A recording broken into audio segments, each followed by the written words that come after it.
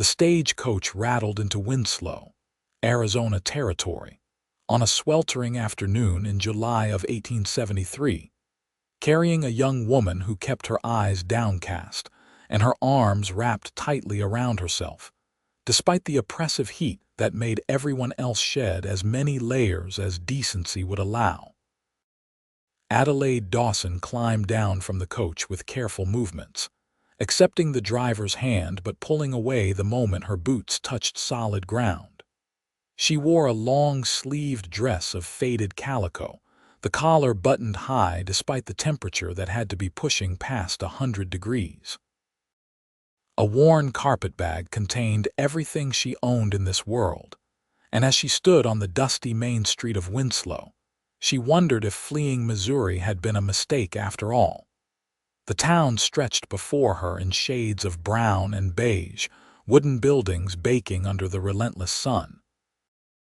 Tumbleweeds skittered past storefronts where hand-painted signs advertised general goods, a blacksmith, a saloon, and a boarding house.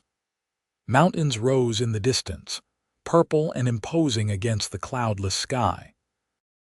Adelaide had read about Arizona territory in newspapers back home, about the frontier towns springing up along the railroad lines, about opportunities for those brave enough to start fresh. She desperately needed to start fresh. She made her way toward the boarding house, her bag growing heavier with each step. The proprietress, a weathered woman named Mrs. Chen who had come west during the railroad construction, showed her to a small room on the second floor. Adelaide paid for a week in advance with coins from a small purse she kept tucked against her ribs beneath her dress. "Awful hot to be wearing sleeves like that," Mrs. Chen observed, not unkindly. "You will cook yourself wearing Eastern clothes out here." "I am managing," Adelaide said quietly, setting her bag on the narrow bed. "Thank you for the room." Mrs. Chen studied her for a long moment, taking in the young woman's pale complexion, the dark circles under her eyes, the way she held herself as though expecting a blow. "There is water in the pitcher. Supper is at 6. You need anything, you let me know." After the woman left, Adelaide sat on the edge of the bed and allowed herself a single moment of weakness. Her hands trembled as she unbuttoned the cuffs of her sleeves and pushed the fabric up to her elbows. The scars that crisscrossed her forearms looked angry in the harsh light streaming through the window, some pink and new, others faded to silver.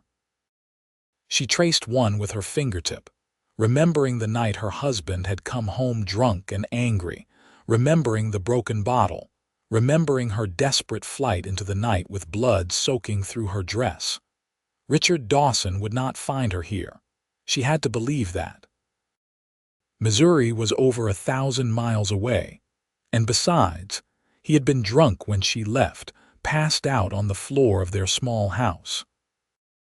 By the time he woke, she had already been on a train heading west, using money she had saved coin by coin over 2 years of marriage, hiding it where he would never think to look. She had traveled for weeks, switching trains, taking coaches, putting as much distance as possible between herself and the man who had promised to love and cherish her, but had instead treated her like his property to damage as he pleased. Adelaide pulled her sleeves back down and buttoned them carefully. Then she unpacked her few belongings, hanging her 2 other dresses in the small wardrobe, setting her hairbrush and pins on the washstand. She would need work, and soon. Her money would not last more than a month, perhaps less. The next morning, she set out to explore Winslow and inquire about employment. The general store needed no help. The hotel had no openings. The restaurant already had enough serving girls. By noon, Adelaide felt the familiar weight of despair settling over her shoulders. She stood outside the mercantile, trying to gather her courage to continue searching, when a man on horseback rode past and then pulled up short. "Excuse me, miss," he called, guiding his horse back toward her. "You look a bit lost. Can I help you with directions?" Adelaide looked up, her hand instinctively going to her collar to make sure it was still properly fastened. The man on horseback was probably in his late 20s, with sun-bronzed skin and dark hair that curled slightly at the ends beneath his wide-brimmed hat. His eyes were a striking shade of blue-green, like shallow water over sand, and when he smiled at her, it reached those eyes in a way that made her chest tighten with unexpected emotion. "I am looking for work," she said, deciding that honesty might serve her better than pride. "I have inquired at several establishments, but no one seems to be hiring." The man dismounted with easy grace, keeping a respectful distance. "James Reeves," he introduced himself. "I run a cattle ranch about 5 miles north of town. What kind of work are you looking for?" "Anything," Adelaide admitted. "I can cook, clean, so tend to animals. I grew up on a farm in Missouri, so I am not afraid of hard work." James studied her with an intensity that made her want to look away, but she forced herself to meet his gaze. Something flickered in his expression, something that looked almost like recognition, though they had never met before. "My housekeeper quit last month to move to California with her daughter," he said slowly. "I have been making do on my own, but I could use someone to help manage the house, prepare meals, that sort of thing. It would not be easy work.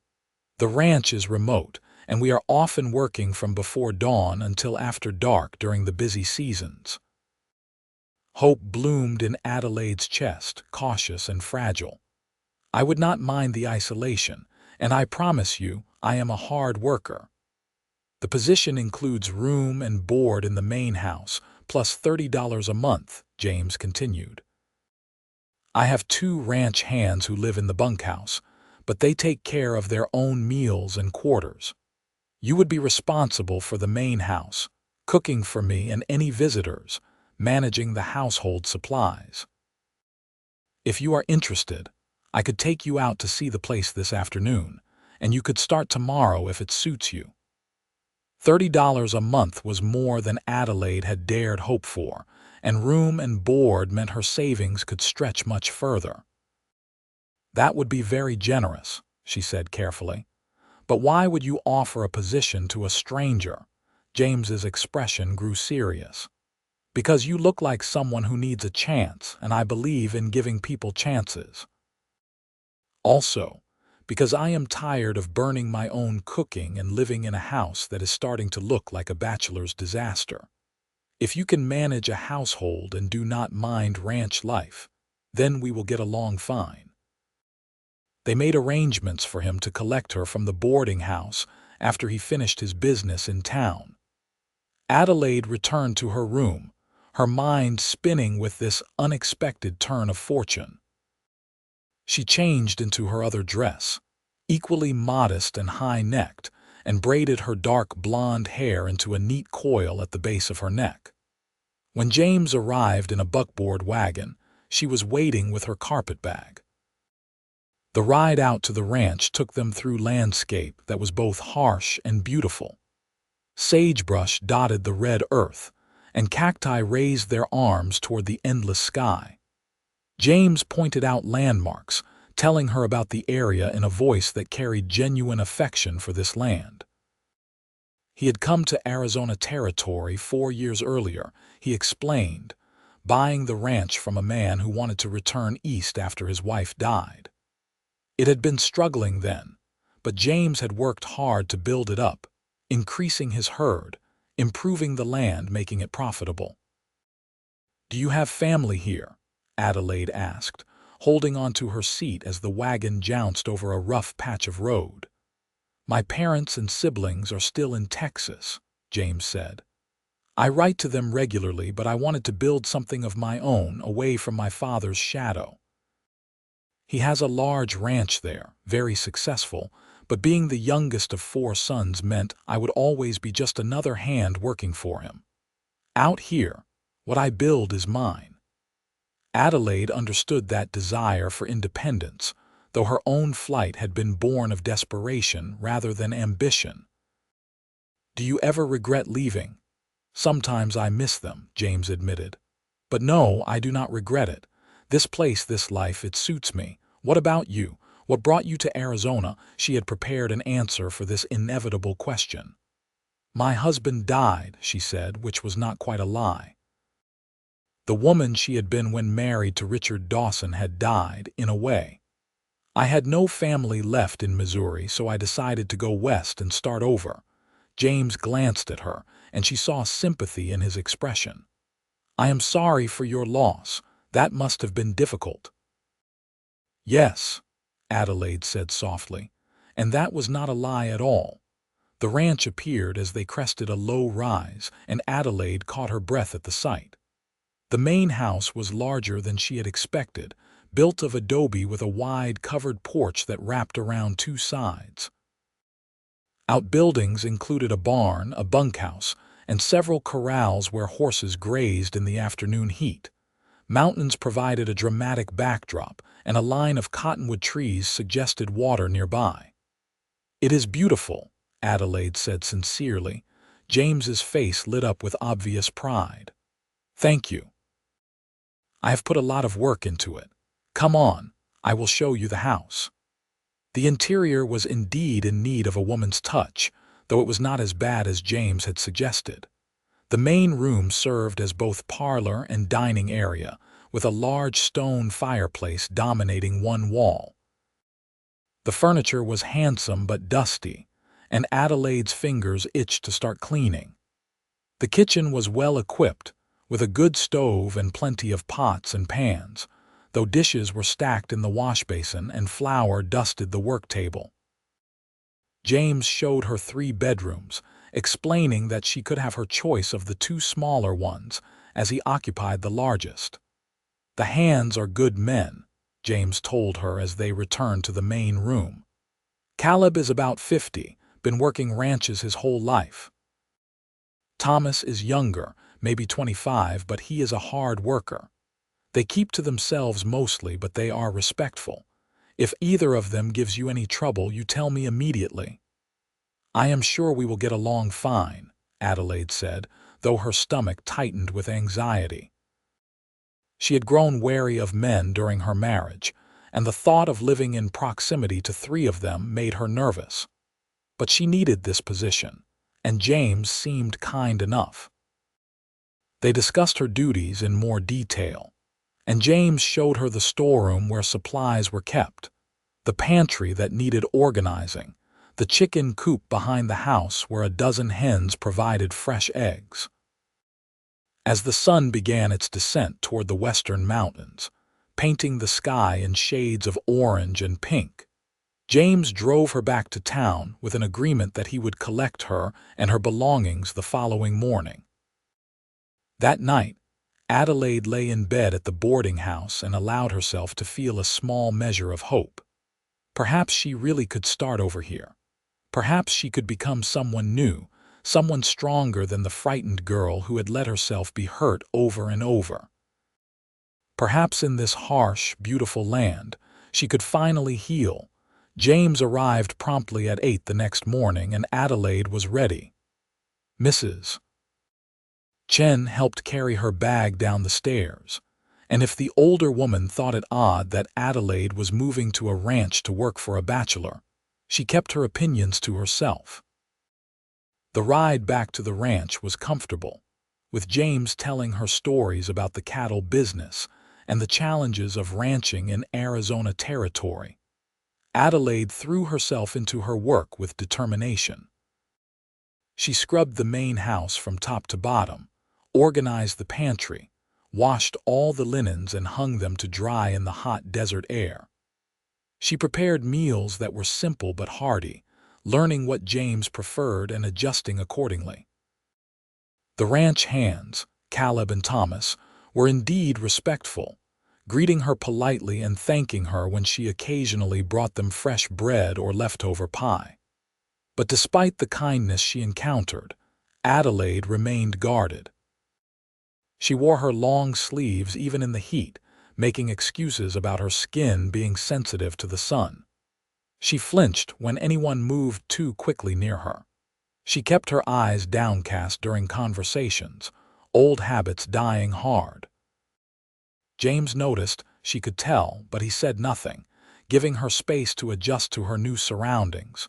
2 weeks into her employment, James came in from the range earlier than usual one afternoon.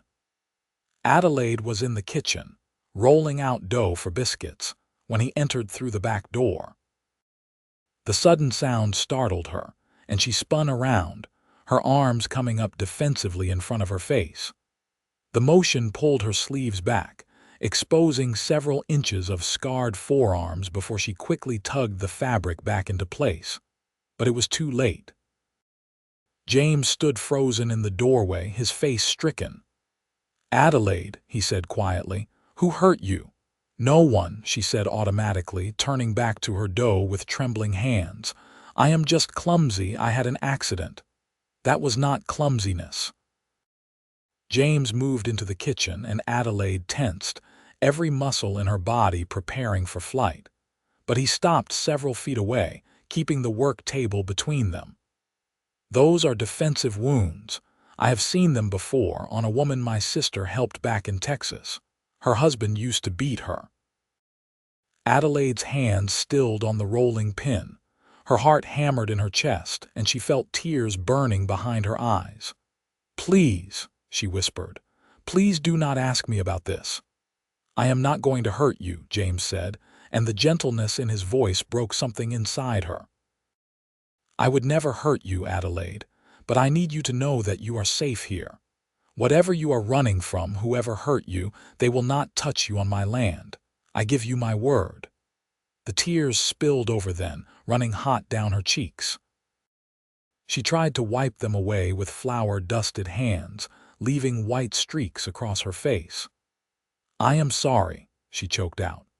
"I am sorry. I should have told you. I should have been honest, but I needed this position so badly, and I thought if you knew the truth you would not want me here." "Come sit down," James said, gesturing toward the table in the main room. "Leave the biscuits. We need to talk." Adelaide followed on shaking legs, sinking into one of the chairs. James sat across from her, far enough away that she did not feel trapped. He waited patiently while she gathered her composure, and then she began to talk. The words came haltingly at first, then faster, a dam breaking after too long holding back the flood. She told him about Richard, about the courtship that had seemed so promising, about the wedding that her parents had been so proud of before they died of influenza the following winter. She told him about the first time Richard hit her, how he had been so remorseful afterwards, promising it would never happen again. She told him about the drinking that got worse, the violence that escalated, the isolation as he drove away anyone who might have helped her. She told him about the night she finally fled, about the broken bottle and the blood, about stealing away in the darkness with nothing but the clothes on her back and her hidden savings.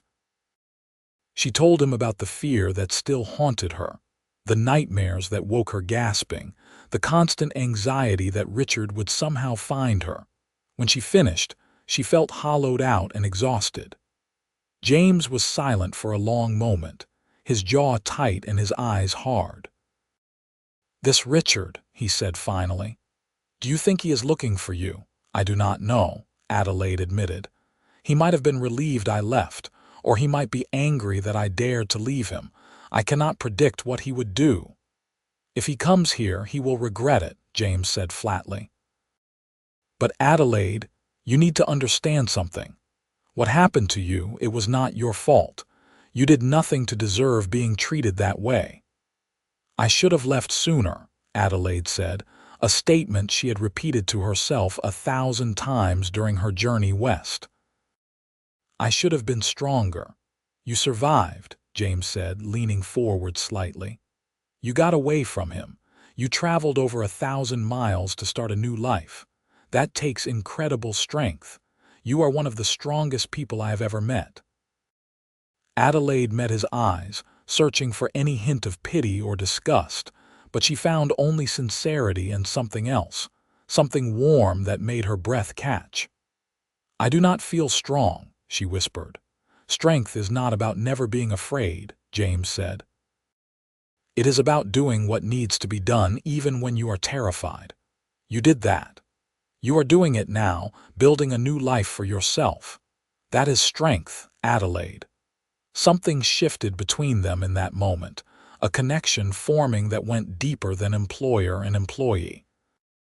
Adelaide felt it like a physical thing, a thread spinning out from her heart to his. It frightened her, but it also felt like the first truly good thing that had happened to her in years. Over the following weeks, Adelaide found herself slowly relaxing at the ranch. The work was demanding but satisfying, and she took pride in transforming the house into a real home. She planted a small garden near the kitchen, coaxing vegetables from the stubborn desert soil with careful watering. She mended James's shirts and sewed curtains for the windows.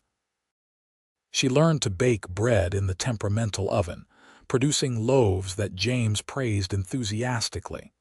And gradually, almost without noticing, she began to let her guard down around James. She started meeting his eyes during conversations. She laughed at his jokes. She asked questions about his life and his plans for the ranch.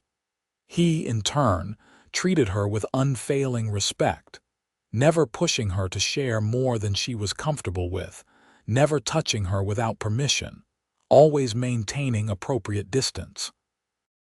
But Adelaide was not blind to the way he looked at her sometimes, when he thought she was not paying attention.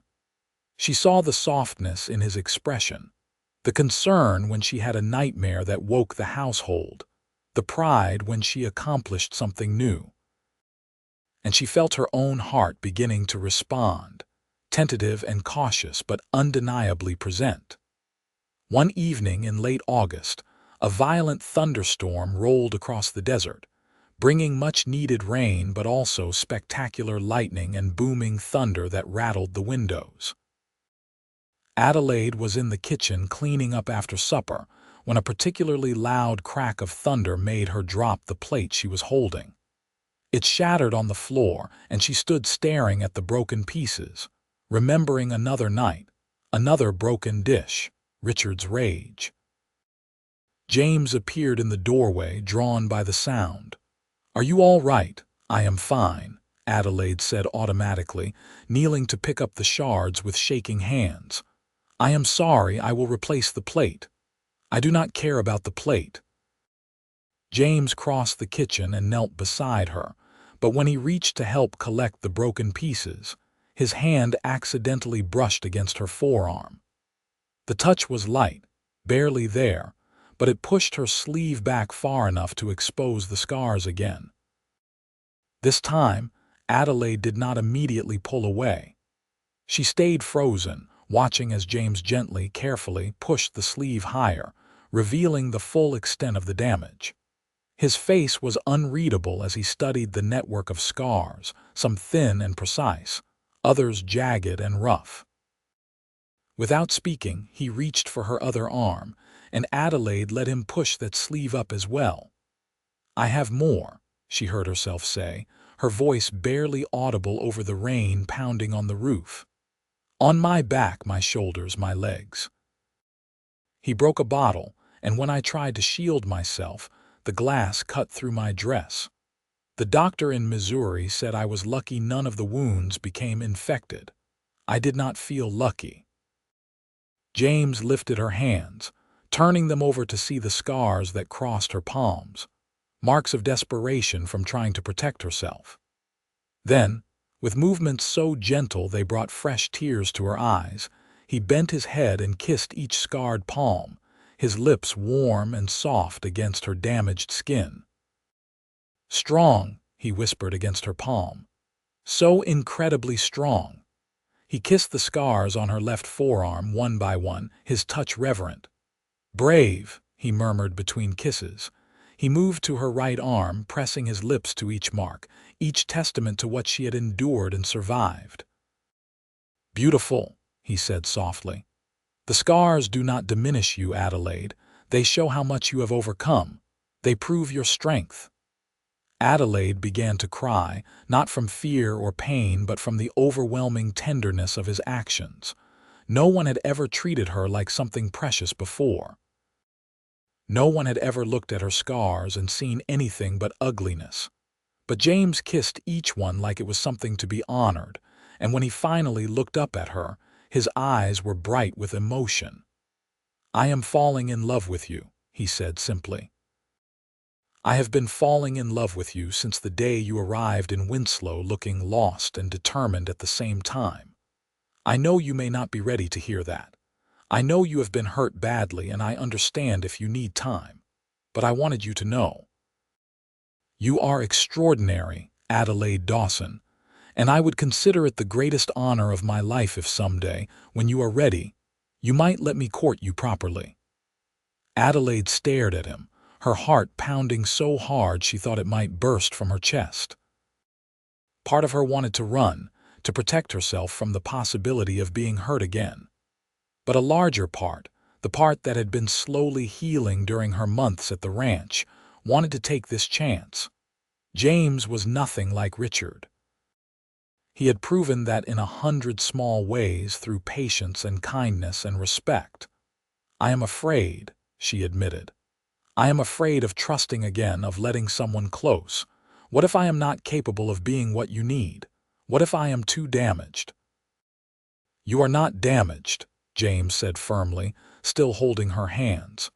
"You are healing, which is different, and I am not asking you to be anything other than who you are. I am not asking for promises you are not ready to make. I am just asking if you might be willing to see where this goes, if you might let me show you what love is supposed to look like." Adelaide thought about the past months, about the peace she had found at the ranch, about the way her nightmares had become less frequent, about how she had started to imagine a future instead of just surviving day to day. She thought about James, about his steadiness and his gentle humor, about the way he made her feel safe and valued. She thought about how her heart had started beating faster when he entered a room, how she found herself looking forward to their conversations, how his smile could lift her spirits even on difficult days. "Yes," she said, the word coming out stronger than she expected. "Yes, I would like that." The smile that broke across James's face was like sunrise, warm and bright and full of promise. He lifted her scarred hands to his lips again, kissing them gently, then released her and stood, offering his hand to help her up. When she was on her feet, he stepped back, maintaining a respectful distance. "How about we finish cleaning up this broken plate?" he suggested, "and then I will make us some coffee and we can sit on the porch and watch the storm." They cleaned up together, working in comfortable silence punctuated by the sound of rain. Adelaide felt lighter somehow, as though acknowledging her feelings for James had lifted a weight she had not realized she was carrying. When the kitchen was tidy, James made coffee as promised, and they carried their cups out to the covered porch where the air smelled of wet earth and ozone. They sat in rocking chairs, watching lightning illuminate the desert landscape in brilliant flashes, and talked about everything and nothing.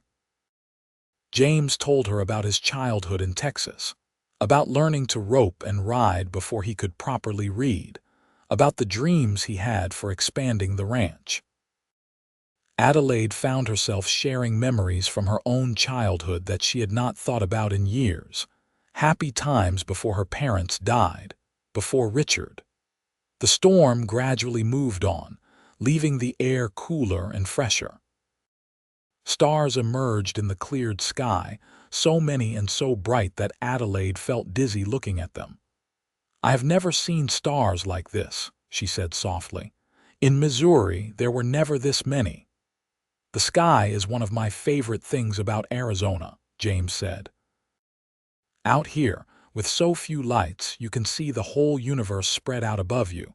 It makes you feel small, but in a good way. Like your problems are not as overwhelming as they seem." Adelaide understood what he meant. Out here, with the vast sky above and the endless desert around them, Richard and the life she had fled seemed very far away. She felt, for the first time in longer than she could remember, truly free. As summer turned to fall and the brutal heat eased into more tolerable temperatures, James courted Adelaide with old-fashioned propriety that she found both endearing and reassuring. He asked permission before taking her hand. He brought her wildflowers he found while riding the range. He taught her to ride, patient and encouraging as she learned to handle a gentle mare named Daisy. They took long rides together into the desert, James showing her hidden springs and ancient rock formations, sharing this land he loved with the woman he was growing to love more each day. Adelaide blossomed under his attention. Color returned to her cheeks, and she smiled more easily. She began wearing lighter-weight dresses that Mrs. Chen helped her sew, though she still favored long sleeves out of habit more than fear. She learned to meet James's eyes without flinching, to accept his compliments without deflecting, to believe him when he said she was beautiful. The nightmares became less frequent, and when they did come, James was there, knocking gently on her door to make sure she was all right, never entering without permission but always available if she needed to talk.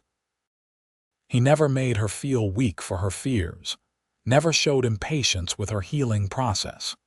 He simply loved her, steadily and surely, waiting for her to be ready to fully love him back.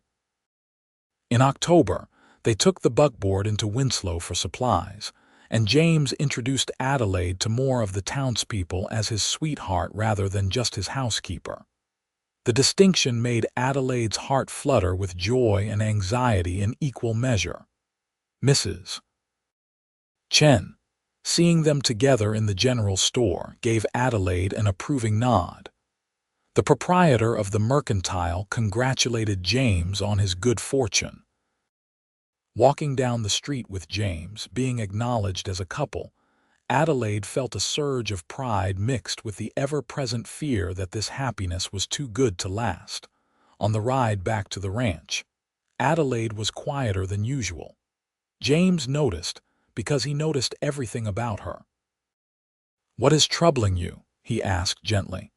"I keep waiting for something to go wrong," Adelaide admitted.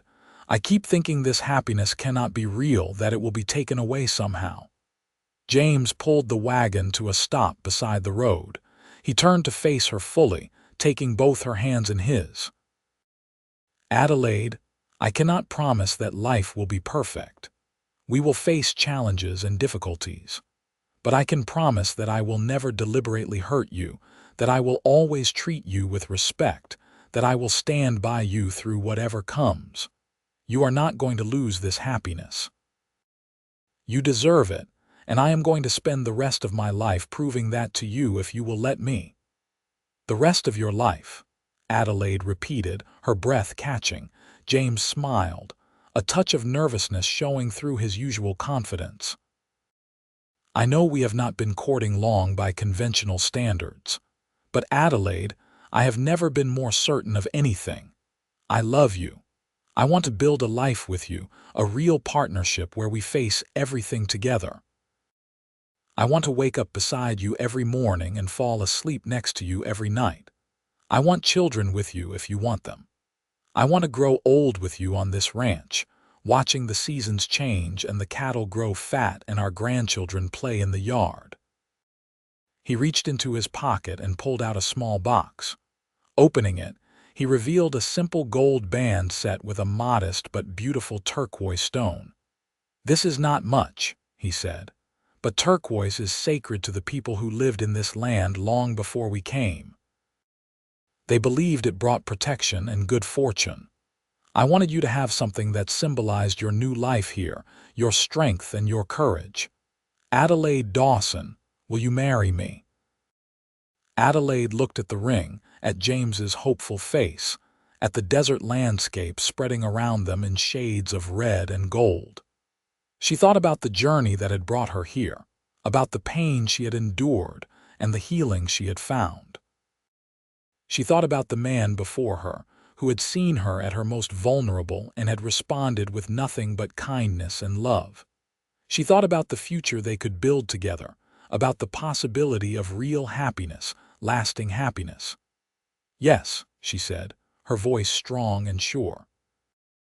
"Yes, James, I will marry you." His whoop of joy startled a jackrabbit from the sagebrush. He slipped the ring onto her finger, then asked permission with his eyes before leaning in to kiss her. Their first kiss was gentle and sweet, a promise of everything to come. When they finally pulled apart, both of them were grinning like fools. They were married in November in a simple ceremony in Winslow, with the circuit preacher officiating and half the town in attendance. Adelaide wore a new dress of soft blue wool that brought out her eyes, and she left her arms bare from the elbow down, her scars visible for anyone who cared to look. James had kissed each one that morning, whispering words of love and admiration, and Adelaide had finally, truly believed him when he said they made her no less beautiful. Mrs. Chen cried during the ceremony. Caleb and Thomas stood up as witnesses, both men looking pleased to see their boss so happy. After the ceremony, the townspeople hosted a reception at the restaurant, with food and music and dancing. James held Adelaide close as they swayed to a fiddler's tune, and she rested her head against his chest, listening to the steady beat of his heart. "Happy," James murmured against her hair. "Happier than I ever thought possible," Adelaide answered honestly. They returned to the ranch as husband and wife, and that night in the bedroom they now shared, James loved her with patience and tenderness. He kissed her scars again, all of them, the ones on her arms and shoulders, the ones on her back, the ones on her legs. He mapped her body with reverence, showing her what it meant to be cherished rather than used. Adelaide cried, but they were good tears this time, tears of healing and release and joy. The winter that followed was cold by Arizona standards, though nothing compared to Missouri winters. Adelaide and James settled into married life with surprising ease, learning each other's rhythms and habits, building traditions of their own. They read together by the fireplace in the evenings, James working through agricultural journals, while Adelaide discovered a love for novels. They cooked together on Sunday mornings, making elaborate breakfasts. They made love often, Adelaide growing more confident and comfortable with physical intimacy, as James continued to prove that touch could be gentle and good. In the spring, Adelaide discovered she was pregnant. She had missed her monthly courses twice and had been feeling queasy in the mornings, and when she mentioned it to James, his face lit up with such pure joy that she felt her own excitement override her nervousness. They rode into Winslow to see the doctor, who confirmed what they already suspected. "A baby," James kept saying on the ride home, shaking his head in wonder. "We are having a baby." "Are you pleased?" Adelaide asked, though his reaction made the answer obvious. "Pleased," James laughed. "Adelaide, I am over the moon. I cannot wait to be a father. I cannot wait to see you holding our child. I cannot wait for all of it." The pregnancy progressed normally, though the summer heat made Adelaide uncomfortable. James fussed over her, insisting she rest more and work less, bringing her cool drinks and fanning her when the temperature soared. He talked to her swelling belly, telling their unborn child stories about the ranch and making elaborate plans for teaching their son or daughter to ride. "What if I am not a good mother?" Adelaide asked one night as they lay in bed, James's hand resting on her stomach. "What if I am too damaged from my past? What if I do not know how to love a child properly?" James propped himself up on one elbow, looking down at her seriously. "Adelaide, you have the biggest, strongest heart of anyone I know. You survived things that would have broken most people, and you came through it with your capacity for love intact. You are going to be an amazing mother. And you are not doing this alone. We are partners in everything, remember. We will figure it out together." In December of 1874, Adelaide went into labor during a cold desert night. James rode hard to fetch the midwife from town, then stayed by Adelaide's side through the long hours of her labor, holding her hand and wiping the sweat from her face, offering encouragement and support. Just before dawn, their son was born, a healthy baby with a lusty cry and a shock of dark hair. "A boy," the midwife announced, placing the cleaned and wrapped infant in Adelaide's arms. "A fine, strong boy." Adelaide looked down at her son, at his tiny, perfect features, and felt a love so fierce and overwhelming that it took her breath away. James, tears streaming down his face, touched the baby's small hand with one gentle finger. "He is perfect," James whispered. "You are perfect. Thank you, Adelaide. Thank you for this gift." They named him Joshua Thomas Reeves, Joshua after James's grandfather and Thomas after the ranch hand who had ridden for the midwife when James's horse threw a shoe. Little Joshua thrived, growing fat and happy on his mother's milk, filling the house with baby noises that delighted everyone who heard them. Adelaide discovered that motherhood came more naturally than she had feared. Her own painful past made her fiercely protective of her son, determined that he would grow up knowing only love and security. She sang to him while she worked, carried him in a sling that Mrs. Chen showed her how to make, nursed him under the cottonwood trees while James worked nearby. James was a devoted father, taking every opportunity to hold his son, changing diapers without complaint, walking the floor during fussy nights so Adelaide could rest. The ranch continued to prosper.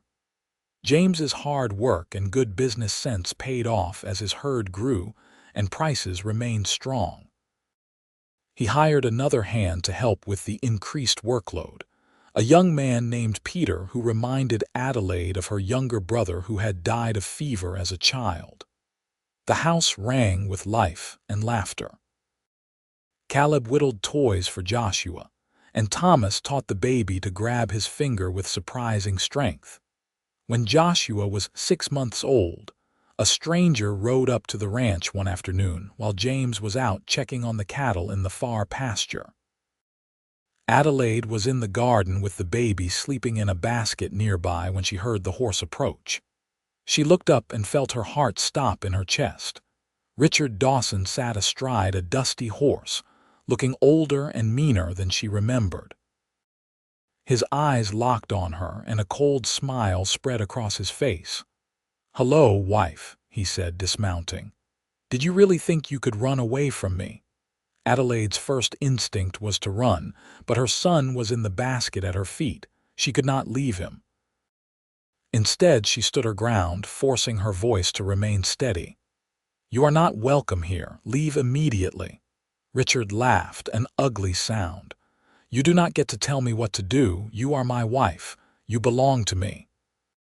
And I have spent a year and a half tracking you down, so you had better believe I am not leaving without you." "I am not your wife anymore," Adelaide said, though she had no idea if that was legally true. "I left you. I have a new life now." Richard's eyes fell on the basket and his expression darkened. "A baby, you whore. You left me and immediately spread your legs for some cowboy. I am going to kill him, and then I am going to make you wish you had never been born." He started toward her, and Adelaide's mind raced.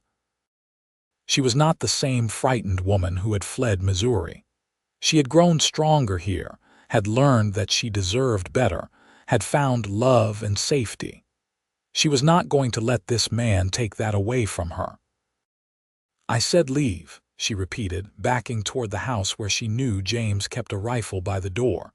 "You are trespassing. The law will not look kindly on you threatening a woman and her child." "The law," Richard sneered, advancing on her. "Out here.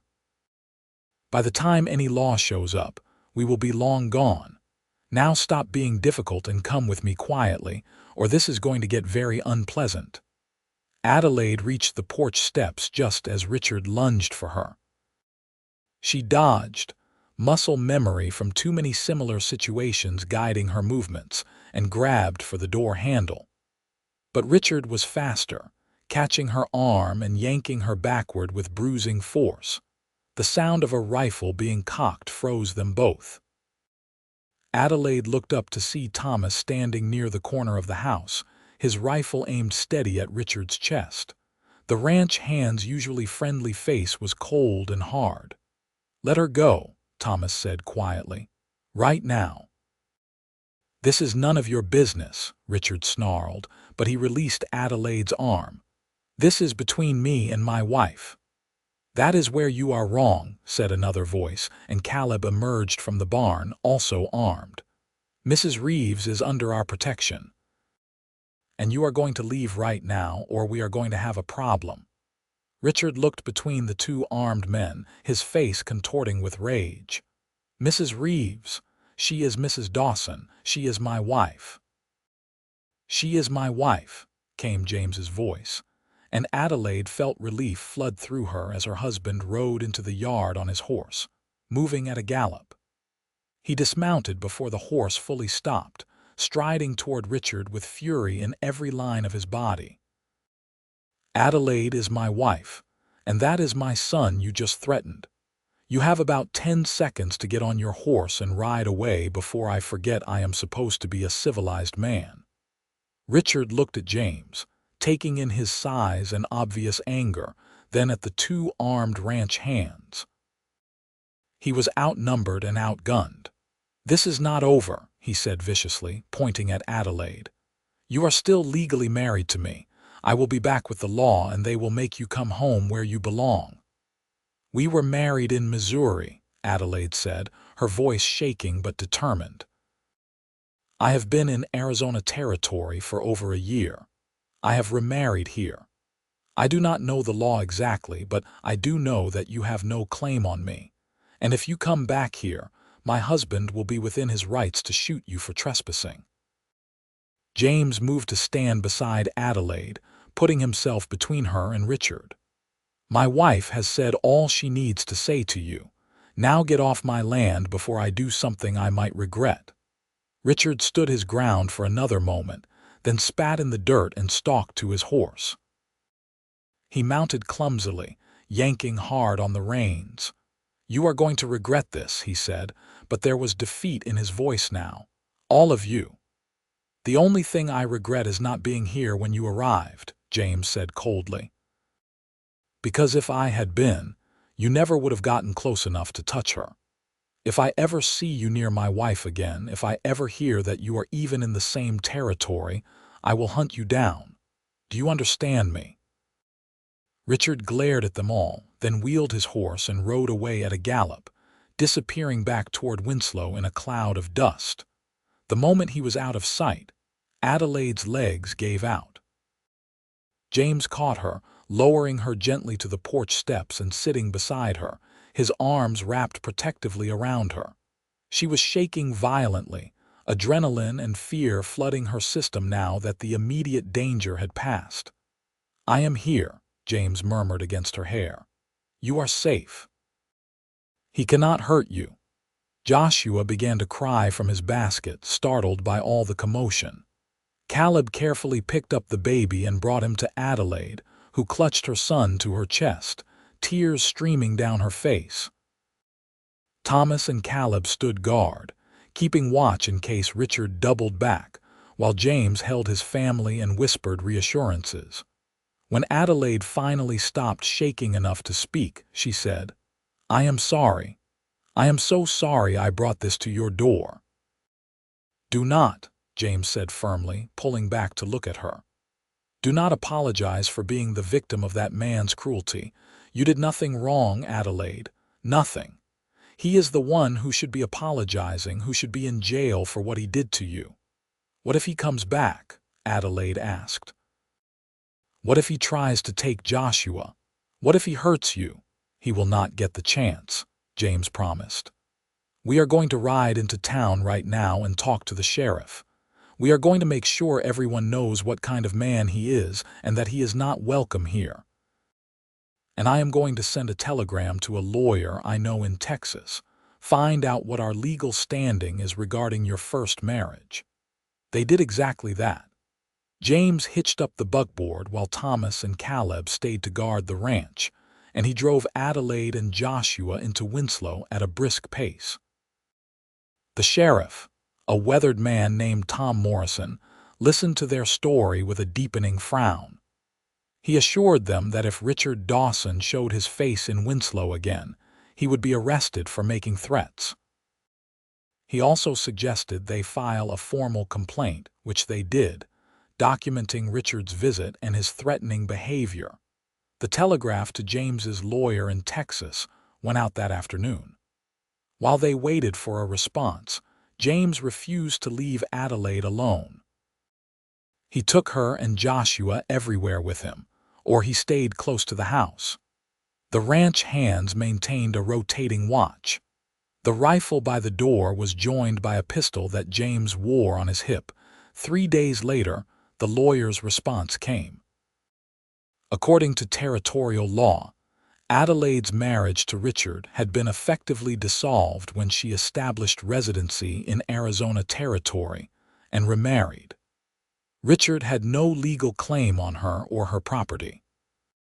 The telegram also noted that if Richard had come west pursuing Adelaide across state lines, he might be in violation of various laws himself, particularly given the threatening nature of his visit.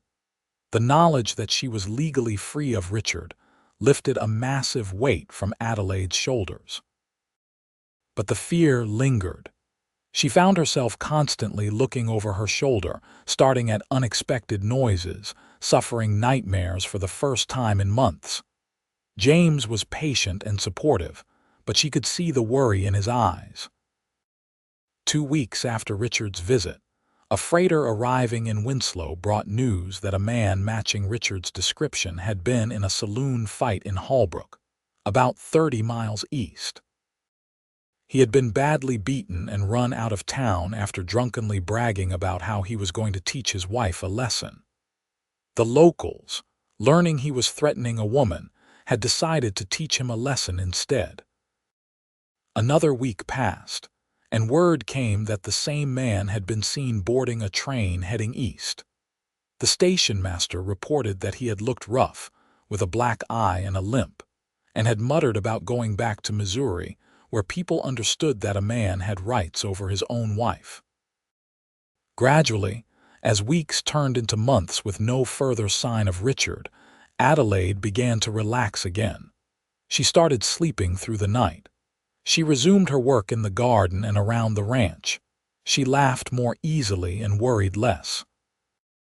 James watched this transformation with relief, proud of her resilience. The following spring brought new growth to the desert and to their family. Adelaide discovered she was pregnant again, and this news was greeted with even more excitement than the first time. Joshua was walking now, a sturdy toddler who followed his father everywhere, chattering in his own language and delighting in the animals and wide open spaces of the ranch. In October of 1876, Adelaide gave birth to a daughter they named Julia Rose, after James's mother and Adelaide's grandmother. Julia was a quieter baby than Joshua had been, content to watch the world with solemn blue eyes. Joshua was fascinated by his little sister, wanting to help with everything, bringing her his favorite toys and patting her head gently with his small hands. Life settled into a comfortable rhythm. The ranch continued to grow and prosper. James hired more hands and expanded the herd. They built an addition onto the house, adding 2 more bedrooms and a larger kitchen. Adelaide planted a larger garden and established a small orchard, coaxing fruit trees to grow with careful tending. She also began teaching Joshua his letters, determined that her children would be educated. On a warm evening in late spring of 1877, Adelaide and James sat on the porch watching the sunset while Joshua played with a wooden horse Caleb had carved for him, and Julia nursed contentedly at Adelaide's breast. 3 years had passed since Adelaide arrived in Winslow, frightened and scarred and desperate. Now she was healthy and happy, surrounded by love, living a life she had once believed impossible. "What are you thinking about?" James asked, reaching over to take her free hand. "I am thinking about how different everything is now," Adelaide said softly. "How I almost did not get on that stage coach to Arizona. I was so scared. I almost convinced myself to stay in Missouri, to go back to Richard and try to make the marriage work." James squeezed her hand. "I am grateful every day that you got on that stage coach. I cannot imagine my life without you, Adelaide. You and these children, you are everything to me." "I never knew life could be like this," Adelaide admitted. "Safe and peaceful and full of love. I never knew a man could be like you, James." "You saved me in more ways than you probably realize." "You saved yourself," James corrected gently. "You made the choice to leave. You found the courage to build a new life. You did the hard work of healing. I just had the incredible good fortune to be here when you arrived, and the even greater fortune that you decided to let me love you." Adelaide looked down at her daughter, then over at her son, then at her husband's beloved face. Her eyes were drawn to her own arms, to the scars that would always be there, visible reminders of her past. But she no longer saw them as marks of shame or weakness. They were proof of survival, evidence of strength, badges of honor showing how far she had come. "Tell me again," she said to James, a request she still made sometimes when the old fears crept back. James understood immediately. He lifted her hand to his lips, kissing the scarred skin tenderly. "Strong," he murmured. "Brave, beautiful, mine." Adelaide smiled, feeling the last vestiges of fear and doubt dissolve in the warmth of his love. She was all those things and more. She was a wife and a mother. She was a survivor and a fighter. She was Adelaide Reeves, and she was home. The years continued to pass in a blur of seasons and changes. Joshua grew into a serious, thoughtful boy who loved reading as much as ranching. Julia proved to have her father's way with horses and her mother's determination. In 1879, Adelaide gave birth to another son, whom they named William James, called Will. 2 years later came twin girls, Emma and Elena, who kept everyone on their toes with their mischievous antics. The ranch house was always full of noise and laughter, of children's voices and running feet. James thrived as a father, patient and playful, teaching his children to ride and rope, to read and write, to treat all people with respect regardless of their station in life. Adelaide proved to be the mother she had feared she could never be, loving and firm, nurturing her children while also teaching them independence and resilience. The territory changed around them. The railroad expanded, bringing more settlers. Winslow grew from a rough frontier town into an established community. Arizona moved closer to statehood. Through all these changes, the Reeves Ranch remained a constant, a haven of stability and love. Adelaide never heard from or about Richard Dawson again. She sometimes wondered what became of him, but found she no longer cared enough to actively seek information. That part of her life belonged to a different person, someone she barely recognized now. She had moved beyond survival to thriving, beyond healing to wholeness. On her 40th birthday in 1885, surrounded by her husband, her 5 children, and what felt like half the county who had come to celebrate with them, Adelaide stood on the porch of the ranch house and looked out at the life she had built. The scars on her arms were faded now, silver lines barely visible unless you knew to look for them. But even if they had been as vivid as the day they were made, Adelaide would not have minded. She was proud of her scars. They were part of her story, part of what made her who she was. And who she was, she had discovered, was strong enough to survive anything, brave enough to risk loving again, and worthy of the good life she had found. James came to stand beside her, slipping his arm around her waist in the comfortable way of long married couples. "Happy?" he asked, a question he still posed regularly even after 11 years of marriage. "Happier than I ever dreamed possible," Adelaide answered, the same response she always gave because it was always true. She leaned her head against his shoulder and watched their children playing in the yard, the desert sunset painting everything in shades of gold and rose. Joshua, now 10, was teaching 6-year-old Will to rope a fence post. Julia, at 8, was showing the 4-year-old twins how to braid horsehair. The sounds of their laughter drifted on the evening breeze, sweet as music. "Thank you," Adelaide said softly to James. "For what?" "For seeing past the scars. For believing I was strong when I could not believe it myself. For loving me through the healing. For giving me this life, this family, this happiness." James turned to face her fully, cupping her face in his work-roughened hands. "Adelaide, you gave me all of that as much as I gave it to you. We built this life together. And I would do it all again, exactly the same way, just for the privilege of loving you." He kissed her then, soft and sweet and full of the love that had sustained them through challenges and celebrated with them through triumphs. When they parted, Adelaide smiled up at him, her heart full to overflowing. The sun continued its descent toward the horizon, and as the first stars began to appear in the darkening sky, the Reeves family gathered on the porch together. James sat in the old rocking chair with Alina on one knee and Emma on the other. Adelaide settled into her own chair with Will curled against her side. Joshua and Julia sat on the porch steps, leaning against each other in the way of siblings who were also friends. "Tell us the story of how you met," Julia requested, as she often did. The children never tired of hearing how their parents' love had begun. Adelaide and James exchanged a glance, and Adelaide began the tale as she always did. "I arrived in Winslow on a hot July day in 1873, carrying everything I owned in a carpet bag and more fear in my heart than I care to remember. And I was in town for supplies," James continued, picking up the narrative.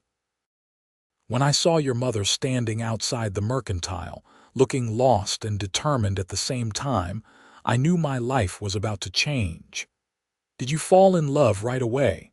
Emma asked dreamily. "I did," James admitted without hesitation. "But your mother needed time, and I was willing to wait as long as it took." "Tell about the scars," Will said. He had heard the story before, but he liked this part. "Tell how Papa kissed them." Adelaide glanced down at her arms, barely visible in the gathering darkness. "I arrived with scars I tried to hide," she said, her voice steady and proud. "I thought they made me ugly and damaged. But your Papa, this wonderful man, he kissed each one and called me strong. He helped me understand that surviving hard things does not make you weak. It proves your strength. And now Mama is the strongest person we know," Joshua added, his voice carrying the certainty of an eldest child who had learned from watching his mother face life with courage and grace. "Now we are all strong together," Adelaide corrected gently, "because that is what family does. We make each other stronger." As the stars multiplied overhead and the desert night wrapped around them like a blanket, the Reeves family sat together in comfortable silence, bound by love and strengthened by the trials they had overcome. Adelaide felt James's hand find hers in the darkness, their fingers intertwining with the ease of long practice. She had arrived in Arizona territory broken and frightened, believing herself unworthy of love or happiness. She had found instead a man who saw her true worth, who loved her not despite her scars but including them, who understood that her wounds were proof of her incredible strength.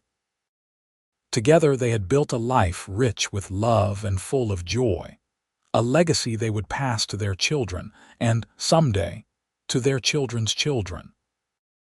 The Wild West had given Adelaide something she never expected to find. A home, not just a place but a feeling, a sense of belonging and safety she had never known before. And as she sat surrounded by her family under the vast Arizona sky, she understood that she had finally, truly healed.